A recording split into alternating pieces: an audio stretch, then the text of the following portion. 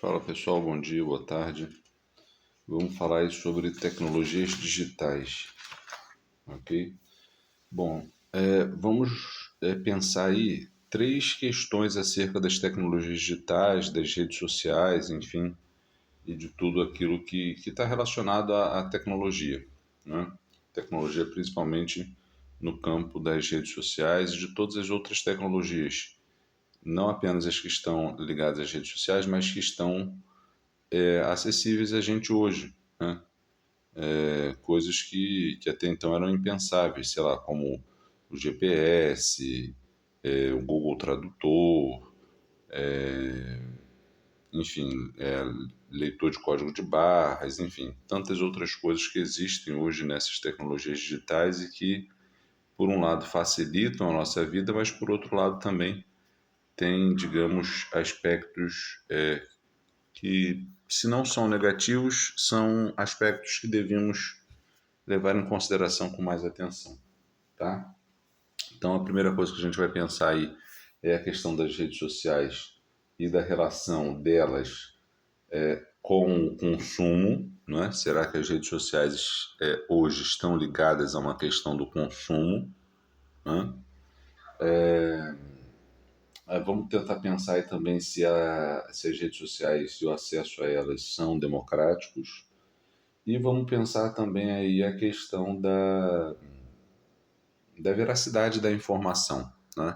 Vamos falar rapidamente sobre o conceito de pós-verdade e sobre as famosas fake news, né? Que hoje, nesse mundo cada vez mais ligado por redes sociais, a gente tem cada vez mais esses eventos aí que a gente chama de fake news, tá? Vamos por ordem, vamos começar aí na página 28.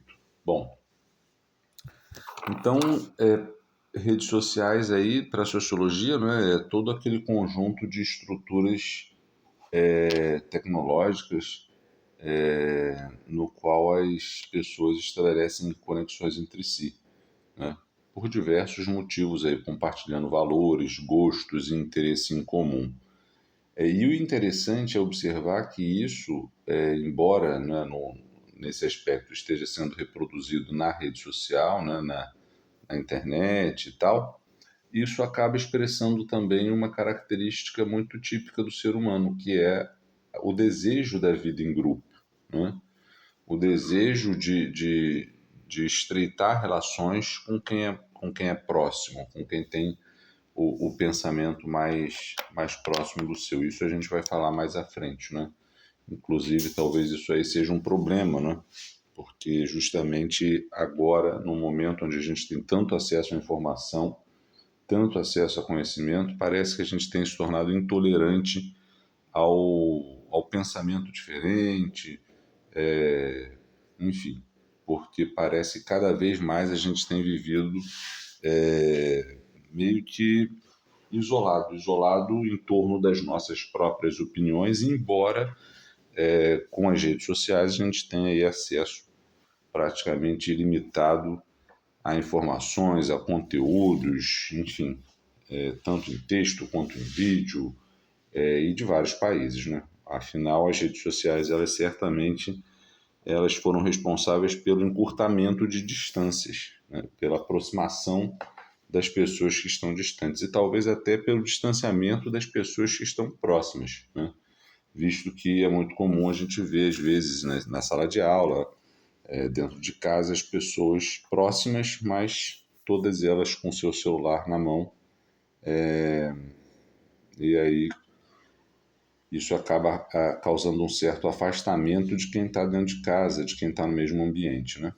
Bom, então o avanço tecnológico ele promoveu aí a interação de um número cada vez maior de pessoas, né? As redes sociais passaram a tornar espaços cada vez maiores e as informações passaram a ser divulgadas com muito mais frequência e intensidade do que era antigamente, né? Um outro aspecto também que a gente deveria pensar é que muita gente se informa hoje exclusivamente pelas redes sociais. Antigamente você tinha basicamente as informações eram acessadas via o jornal, né, que você comprava pela manhã, ou a TV.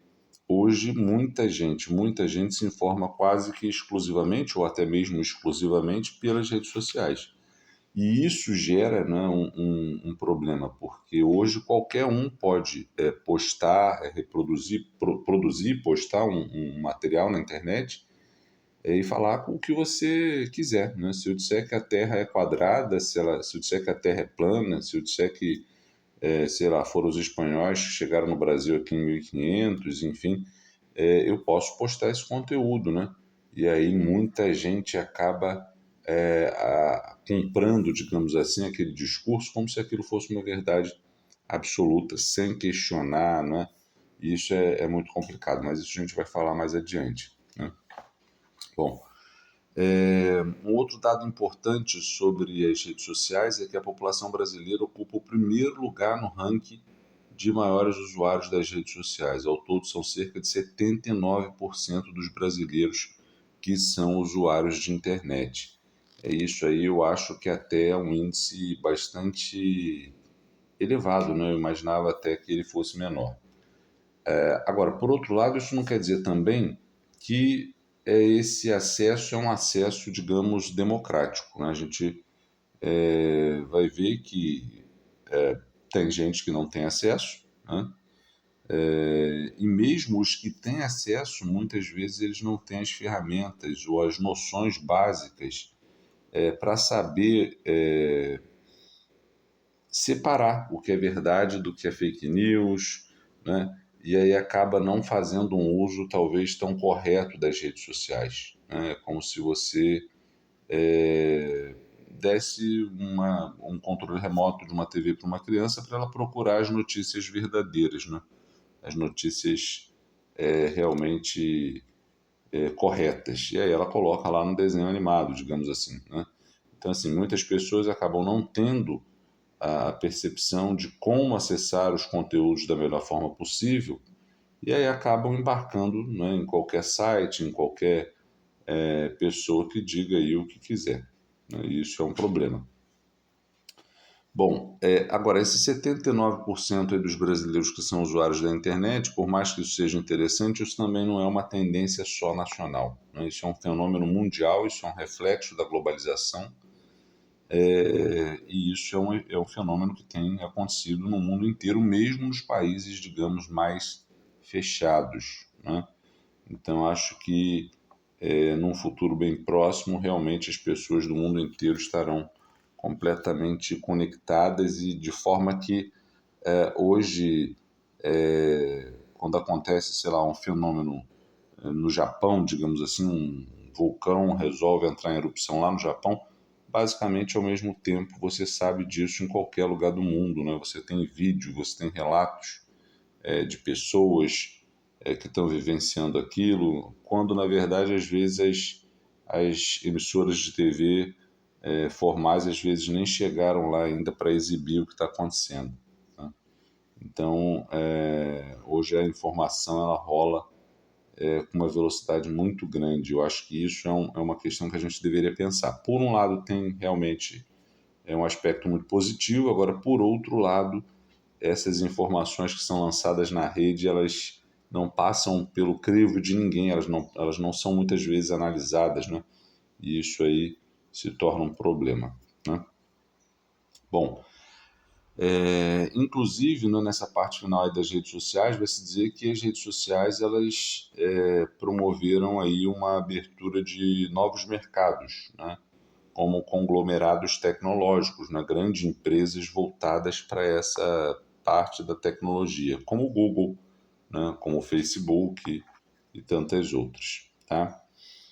Redes sociais tornaram-se um grande negócio vinculando propagandas das mais diversas naturezas e atraindo grandes investimentos. Então, uma coisa que eu gostaria que vocês pensassem é a relação entre redes sociais e consumo, tá?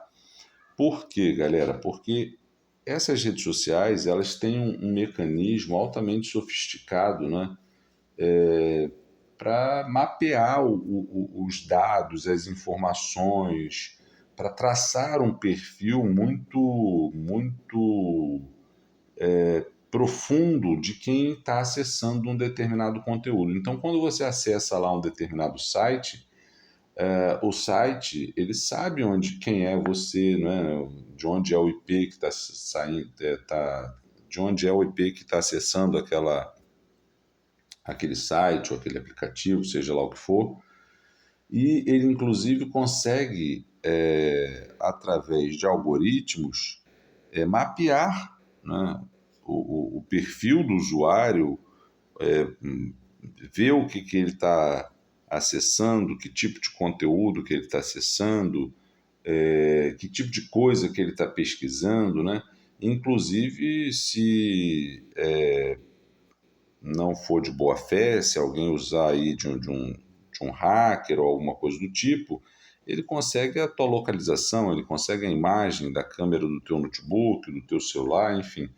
Então, hoje eu acho que é uma coisa que a gente tem que ficar cada vez mais atento, justamente em relação a esse aspecto aí das redes sociais e o consumo. Por quê? Porque essas grandes redes sociais, né, elas têm mecanismos, muitas vezes não muito democráticos, para mapear os seus usuários, né? Então, um dia desse eu estava lendo, por exemplo, sobre o Instagram, e estava dizendo que os algoritmos do Instagram eles escolhem as fotos com a maior exposição de pele para ser exposta, né? Então, assim, se você se você postar uma foto no Instagram com o corpo todo coberto e uma foto só de bermuda, né?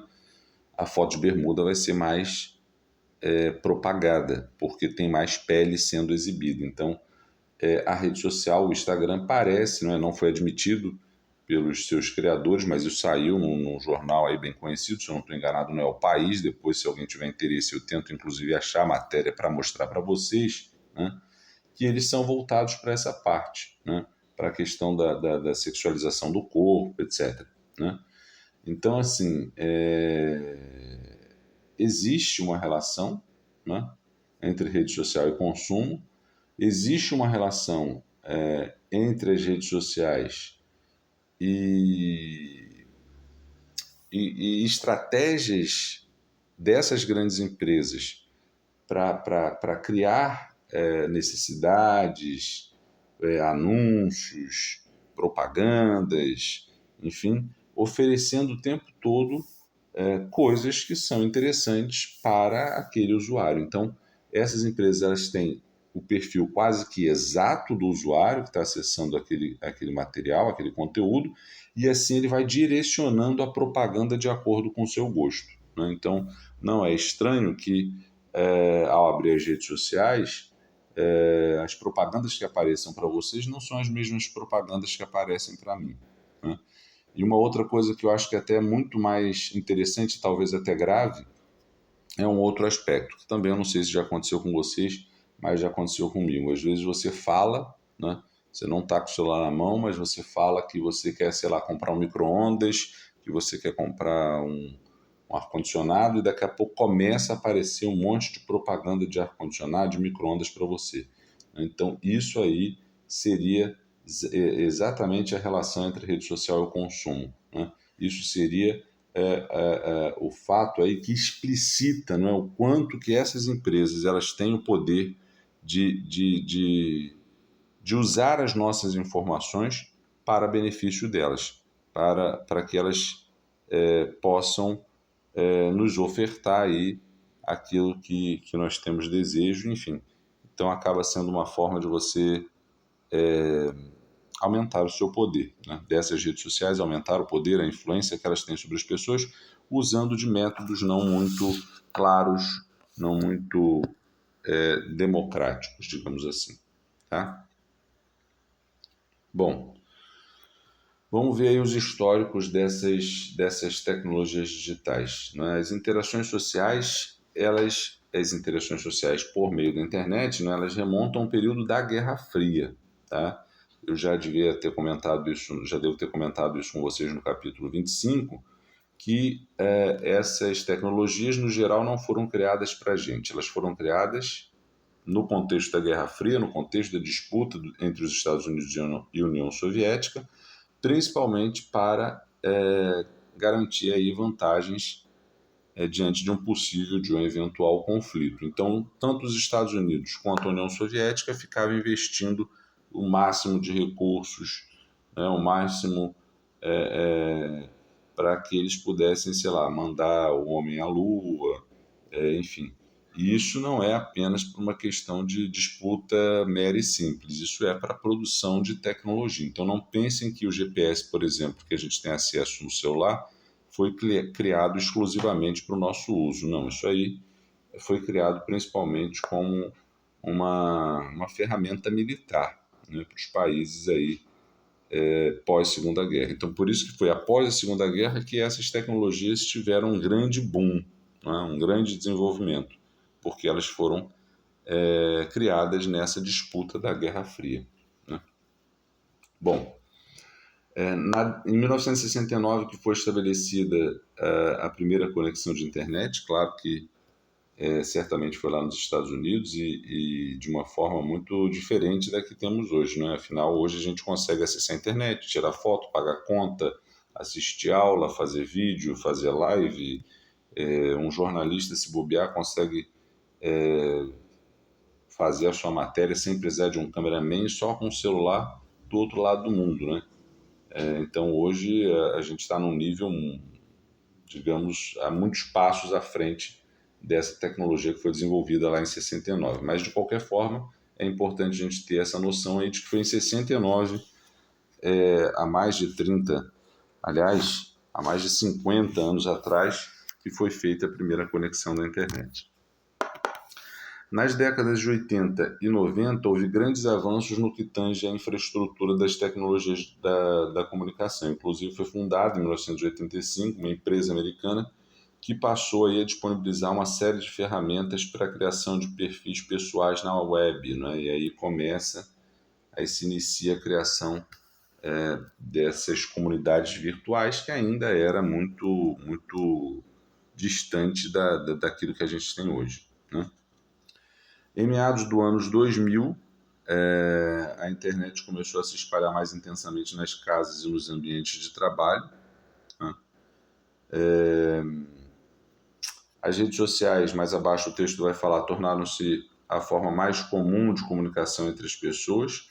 No entanto, apesar de sua ampla utilização, seu uso é excludente. Uma coisa que a gente já havia comentado anteriormente, né? E é excludente por quê? É excludente justamente porque tem pessoas que acabam não tendo acesso às redes sociais, ou porque não tem acesso à tecnologia, ou porque não sabe usar essas tecnologias, né? Enfim. Então, acho que é possível aí a gente pensar nesses aspectos, né? Porque é necessário a gente fazer, digamos, recortes, né? Recortes geracionais, espaciais, econômicos, para perceber aí o quanto que essa inclusão existe, né? Embora seja um índice alto de pessoas que têm acesso à internet, né? No Brasil 79%, ele não é um acesso que está ao alcance de todo mundo, né? Mesmo as pessoas que têm acesso à internet não têm acesso às informações mais essenciais para fazer um bom uso dessas ferramentas, né? Eu acho que é esse o aspecto que, inclusive, mais preocupa. Bom, a sociedade aumenta, né? A sociedade, perdão, caminha para o aumento gradativo do consumo de tecnologia e uma das questões que surgem nos debates atuais é a preocupação com a qualidade do uso que os segmentos sociais fazem dessas ferramentas. Foi isso que eu acabei de dizer, não é? Eu acho que essa é a maior preocupação, principalmente quando você está falando de jovens, de crianças, né? Porque você tem um conteúdo ali sem praticamente filtro nenhum, né? Nas redes sociais, né? Bom, a chamada era da pós-verdade. O que se entende por pós-verdade, galera? Por pós-verdade, tá? Vamos direto e reto. Por pós-verdade se entende as circunstâncias em que opiniões pessoais, né? Em que uma opinião pessoal ou afirmações sem fundamentação, sem embasamento na ciência ou na realidade, tá? Se contrapõe, se opõe, né, a fatos, tá?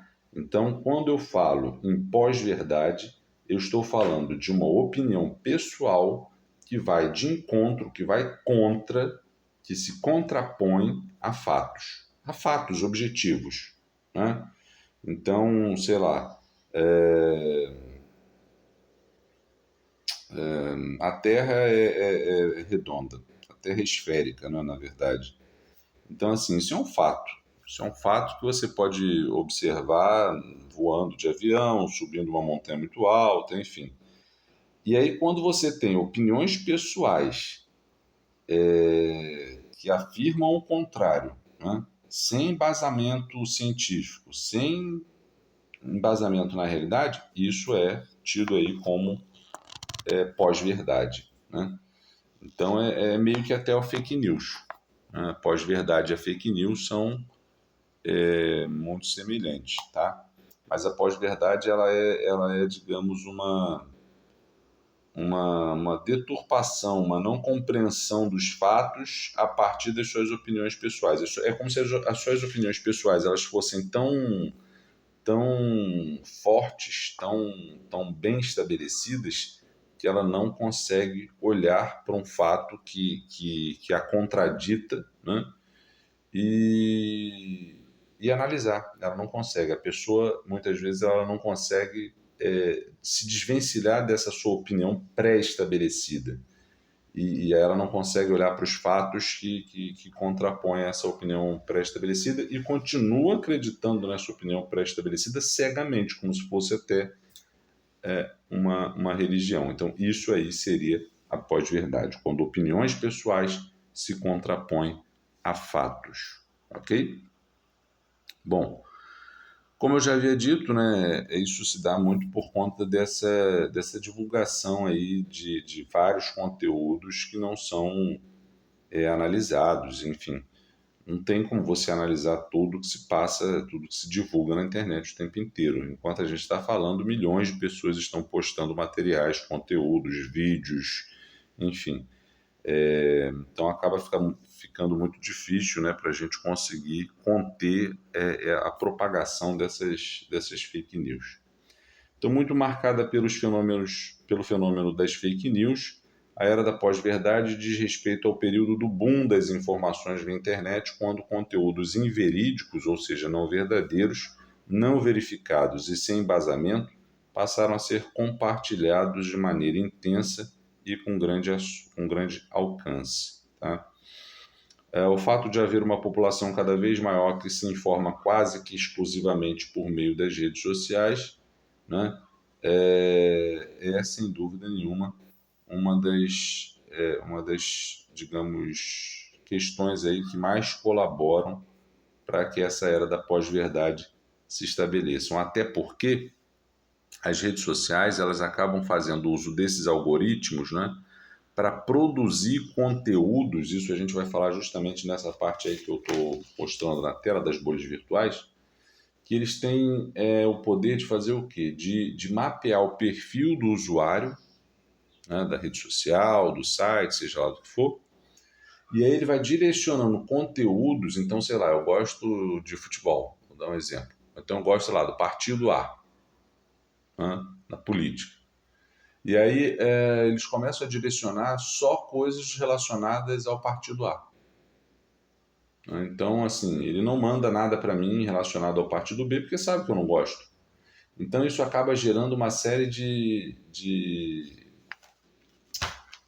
pessoas, né, que acabam tendo uma visão da realidade muito limitada, né?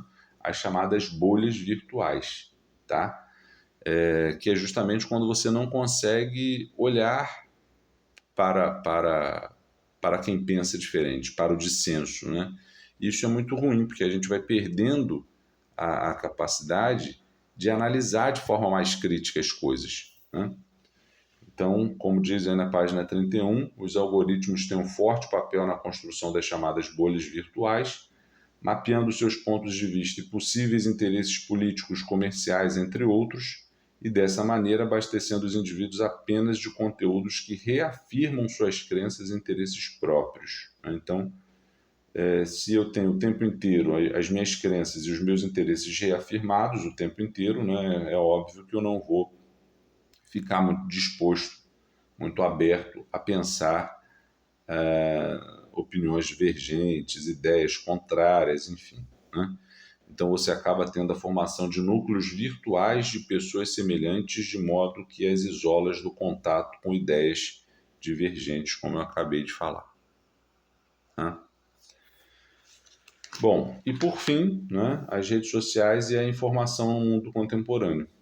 Inclusive, né, a gente vai ver aí, mais uma vez, a questão das fake news, né, e como elas são problemáticas, porque por mais, é aquela história, né, digamos, aquele ditado popular antigo que diz que uma mentira contada 1000 vezes se torna uma verdade. A fake news acaba se tornando isso, né? Quando você reproduz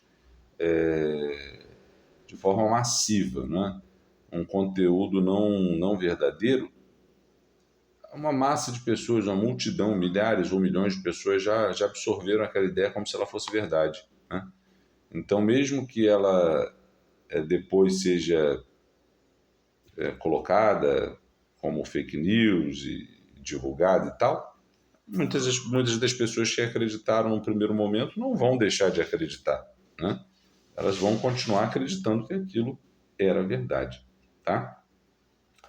Bom, então o detalhe que é importante a gente perceber antes de continuar é o seguinte: embora, né, nas redes sociais a manipulação das informações elas sejam muito mais fáceis, né, elas sejam certamente em maior quantidade, isso não quer dizer também que isso só acontece agora, porque manipulação de informação aconteceu ao longo da história, né?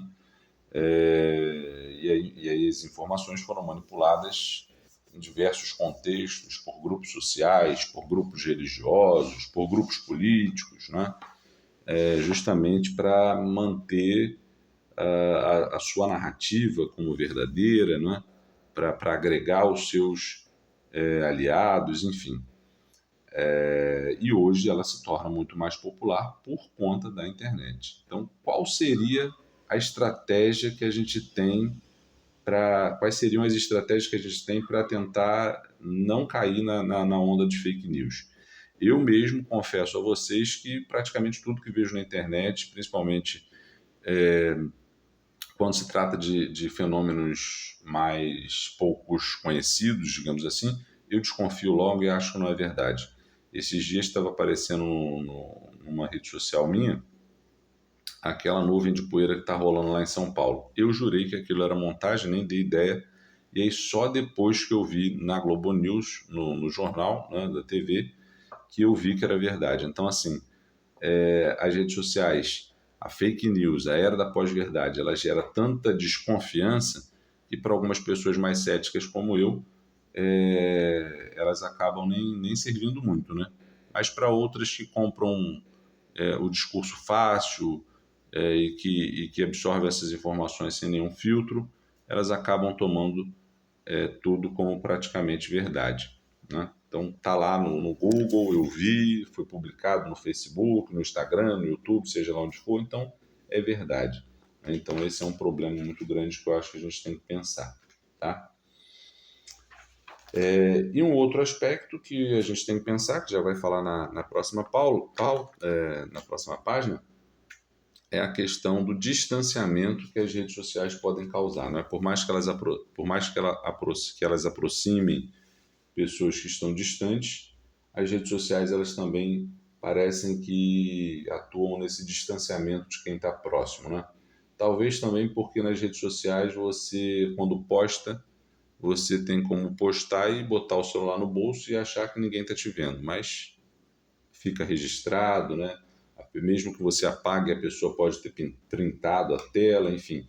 Então, o que você fala normalmente na vida, eu acho que até tem menos peso hoje do que o que você fala na internet, porque o que você falou na internet está lá registrado, né? Por mais que você apague, alguém pode ter printado.